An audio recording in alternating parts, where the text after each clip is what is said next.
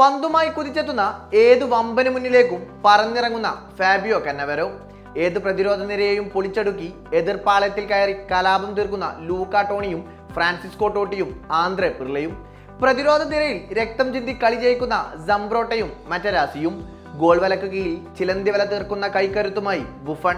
2006 ലോക കിരീടത്തിൽ മുത്തമിട്ട അസൂറിപ്പട ഇന്നും ഫുട്ബോൾ ആരാധകരുടെ ഓർമ്മകളിൽ ആവേശമാണ്.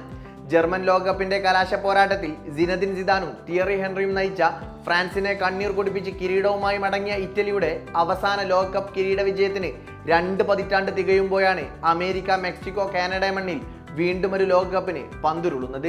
2006 കിരീട നേട്ടത്തിനു ശേഷം അടുത്ത 2 ലോകകപ്പുകളിൽ ഗ്രൂപ്പ് റൗണ്ടിൽ പുറത്താവാനായിരുന്നു അസൂറിപ്പടയുടെ വിധി. എന്നാൽ 4 വർഷം കഴിഞ്ഞ 2018 റഷ്യയിൽ പന്തുരുണ്ടപ്പോൾ യോഗ്യത നേടാൻ പോലും ഇറ്റലിക്കായില്ല. 1958 ശേഷം ആദ്യമായി ഇറ്റലി ഇല്ലാത്ത ലോകകപ്പ് പോരാട്ടമായി റഷ്യൻ മണ്ണിലെ വിശ്വമേള മാറി. 2020 യൂറോ കപ്പ് കിരീടം ചൂടിയെങ്കിലും 2 വർഷത്തിനപ്പുറം നടന്ന ഖത്തർ ലോകകപ്പിലേക്കും ഇറ്റലിക്ക് യോഗ്യത നേടാനായില്ല.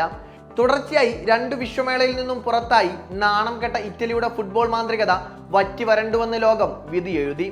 2 ലോകകപ്പുകളിൽ അസാന്നിധ്യം കൊണ്ട് ശ്രദ്ധേയമായ അസൂറിപ്പടയുടെ തിരിച്ചുവരവ് വീണ്ടും സ്വപ്നം കണ്ടുവെങ്കിലും 2026 ലോകകപ്പും അവർക്കിപ്പോൾ കയ്യാലപ്പുറത്താണ്. എർലിംഗ് ഹാലൻഡിന്റെ തോളിലേറി നോർവേ 28 വർഷത്തിന് ശേഷം ലോകകപ്പിന് യോഗ്യത നേടിയപ്പോൾ അടിതെറ്റിയത് ഇറ്റലിക്കാണ്.